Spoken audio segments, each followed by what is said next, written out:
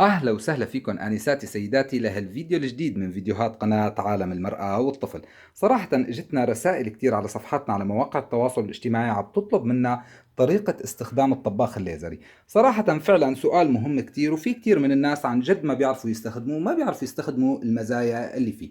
لذلك بهذا الفيديو رح نتعرف على طريقة استخدام الطباخ الليزري بشكل عام. خليكم معنا. بس قبل ما نبلش الفيديو بتمنى منكم انه تدعمونا بالاعجاب لحتى يزيد انتشاره. اذا كنتوا عم تشوفونا اول مرة يا ريت تشتركوا بالقناة وتفعلوا زر الجرس. عندكم اي سؤال عن الطباخات الليزرية اتركوا لنا اياه بالتعليقات اسفل الفيديو. من النصائح المهمة عند شراء طباخ ليزري انه تشتريه ليزري فقط وليس الطباخ الشامل. الطباخ الشامل اللي بيعطي حرارة وبيعطي وهج شديد جدا، صراحة انا ما بنصح فيه لانه بيؤدي لانكسار البلورة وذوبان او بتسيخ القطعة البلاستيكية اللي باسفل الطباخ. هي نصيحة مهمة جدا عند شراء الطباخ الليزري. طبعا ما بيهمنا الماركة اللي انا جايب منها، انا عم بحكي بشكل عام عن الطباخات الليزرية. طبعا مثل ما احنا شايفين هي كرتونة الطباخ الليزري. في بعض الملاحظات اللي أنا لاحظت أنه موجودة هون بجانب الطباخ، واللي هي أهمها: يجب وضع الطباخ على سطح صلب وأملس لتأمين التهوية للجهاز وعدم وضعه نهائيا على السجاد والأقمشة. ملاحظة مهمة جدا عند استخدام الطباخ الليزري، إذن ما بنحطه على سجاد أو قماش أو ما إلى هنالك، حتى على الزجاج غلط هذا الشيء. أنا بس طبعا حطيته هون عندي على الزجاج كرمال بس وضح الفكرة فقط. الأفضل وضعه على البلاط، تمام؟ إذن وضعه على البلاط أو على الأرض أو على الرخام على المجدة. وطبعا أكيد بده يكون في مساحة كتير كبيرة فوق منه كرمال ما يسبب الوهج أي احتراق لأي خشبية فوق بالأعلى. هي ملاحظة مهمة جدا. هلأ رح نفتح الصندوق هذا ونشوف طريقة التعامل مع الطباخ الليزري. وبعد ما قمنا بفتح الصندوق الخاص بهذا الطباخ الليزري اللي بين ايدينا، طبعا هذا هو الشكل الخاص فيه. طبعا ازلنا جميع الجيلاتينات وما الى هنالك من محيط الطباخ، طبعا لانه في له منافذ للتهويه من على الدائر. بدنا ننتبه لهذا الموضوع انه ما تنسد هي المنافذ، لانه هذا الشيء مهم جدا لتبريد الداره الالكترونيه اللي بالداخل. طيب اصدقائي، في ملحوظه مهمه جدا انه كابل الكهرباء لازم يكون بعيد عن الطباخ. حاول انه ما يكون كابل كهرباء فوق الطباخ او بجواره، تمام؟ عشان ما يسبب اي حراره على الكابل ويسبب لاحتراق الكابل. تمام. طيب هلا بنقوم بوضع قابس الكهرباء. مثل ما أننا شايفين عطى إشارة أوف، إنه هلأ هو انوصل بالكهرباء ولكن دون تشغيل. طيب أصدقائي، هلأ إذا قمنا نحن بتشغيل الطباخ عن طريق زر الباور بيعطي أون. طيب إذا عملنا هيك، أي حركة مثل ما أننا شايفين، أي حركة غلط رح يعطي الطباخ صفير مثل ما أننا شايفين نطفي. إذا بنلاحظ إنه أي حركة غلط أو إنه ما في أي شيء ستانلس ستيل فوق الطباخ، فورا رح يعطي رسالة ايرور إنه هو ما في شيء فوقه، بالتالي الطباخ ما رح يشتغل نهائيا. إذا هي ملحوظة مهمة جدا. أو إذا كان الوعاء اللي محطوط فوق الطباخ لا يتناسب مع الطباخ، يعني هو لنفرض تيفال أو جرانيت أو نوع معين لا يتناسب مع هذا الطباخ، أكيد كذلك الأمر ما رح يشتغل الطباخ نهائيا. منلاحظ يا شباب أو يا صبايا إنه المراوح الخاصة فيه لهذا الطباخ اشتغلت، تمام؟ وهلا عم يبرد الدارة من تلقاء نفسه. طبعا هي المراوح مدة تشغيلها ثواني أو دقائق معدودة، بينما تبرد الدارة ومنلاحظ إنه رجعت انطفت من تلقاء نفسها. طيب الطباخ اللي بين ايدينا مثل ما حكينا هو ليزري وليس شامل، وطبعا انا بنصح بهذا الطباخ لانه صراحة امن اكثر، وصراحة ما بتنكسر البلورة تبعه بسرعة كما يحدث بالطباخ الشامل، لانه الحرارة الخاصة فيه عالية جدا بتسبب لانكسار البلورة صراحة من اول يوم استخدام. نعم، من اول يوم استخدام. هذا الطباخ الليزري ما بيصلح معه الا الاواني الستانلس ستيل حصرا فقط، ما بيصلح معه الا هي الاواني. طيب عندنا هالانية هي، بمجرد وضعناها فوق الطباخ وشغلنا الطباخ بنلاحظ انه اخذها وما عمل اي تزميره او اي شيء. وهلا مباشره بمجرد التشغيل رح نلاحظ هذا الشيء.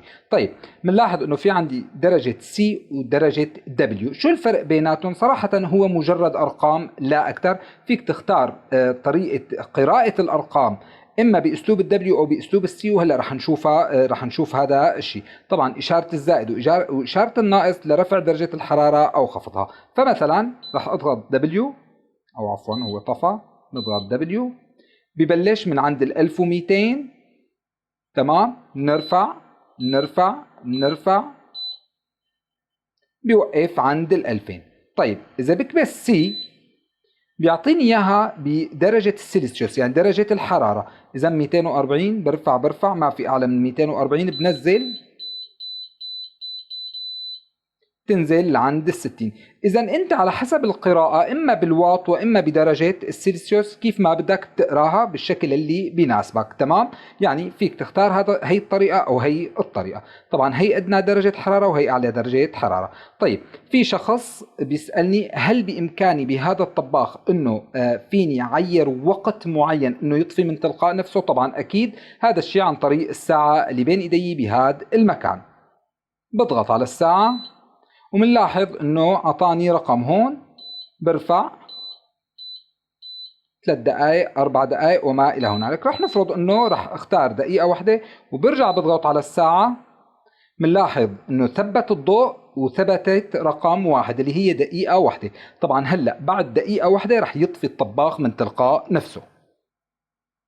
ومثل ما أننا شايفين درجة الحرارة ومن ثم دقيقة، درجة الحرارة ومن ثم دقيقة، بنلاحظ انه عم يقلب بيناتهم وعم يوضح لي انه هو هلأ حاليا عم يشتغل على موضوع التوقيت.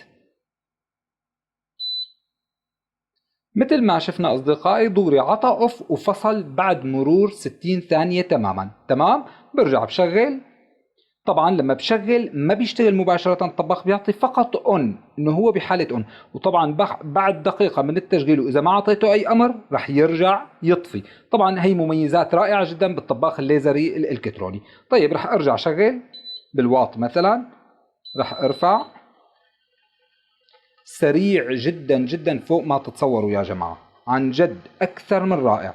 طيب هلأ في بعض الناس، رح ننزل درجة الحرارة. طيب هلا في بعض الناس بيقولوا لي عم تلتدع الطبخه معنا، عم تحترق الطبخه معنا. صراحه هذا الشيء بيرجع لكم، يعني انتم يعني اول طبخه صراحه رح تحترق معكم قولا واحدا. مهما كنتم ماهرين باستخدام الطباخ الالكتروني اكيد رح تحترق الطبخه معكم. طب ليش احترقت؟ لانه بدكم تتعودوا على درجه الحراره الخاصه بالطبخه. أصدقائي بالنسبة للسوائل بشتى أشكالها ما عندك مشكلة برفع درجة الحرارة، أمر طبيعي جدا وعادي جدا رفع درجة الحرارة بالنسبة للسوائل. ولكن بالنسبة للطبخ بدك تنتبه لهذا الموضوع وبدك تنوص درجة الحرارة. بالنسبة للشوربات كذلك الأمر، أنت بحاجة للتحريك. بالنسبة للسوائل مثل الشاي والزهورات وما إلى هنالك ما عندك أي مشكلة، ارفع الدرجة لقد ما بدك. حاول قدر الإمكان تنتبه إنه ما تطف السوائل أو تنسكب على الطباخ بشكل عام. وأكيد أكيد الطباخ ما لازم يكون على سجاد أو على موكيت، دائما يفضل على أسطح صلبة مثل الرخام. وطبعا أنا غلط هون حاطه على زجاج، لازم يكون على سطح رخامي، على المجلة، على الأرض، بيكون أفضل. ولكن شان الشرح ويكون الصورة واضحة. مثل ما ذكرنا أصدقائي بالنسبة للطبخ هذا الشيء أنت بتعايره بذاتك، يعني أول طبخة صراحة بدها تحترق معك. بالنسبة للرز بدك تحاول قدر الإمكان تهدي عليه بقدر الإمكان لأنه يتهدى معك الرز أو تتهدى النار تحت الرز.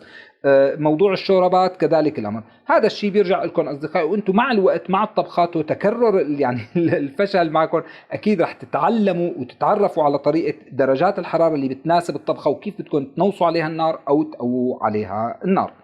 وأكيد من الملاحظات المهمة بعد ما نخلص الطبخ أو تسخين المي أو ما إلى هنالك، من المهم جدا بعد ما نطفي الطباخ انه نتركه على الكهرباء والمراوح شغاله. لازم تتبرد الدارة، ما بصير نشيل الكهرباء عنه مباشره للطباخ مشان ما يسبب اي تلف للدارة، لانه بتكون بحاله حراره عاليه وهي بحاجه لانه تتبرد. شكرا لمتابعتكم اصدقائي، والى اللقاء بفيديو جديد من فيديوهات قناه عالم المراه والطفل.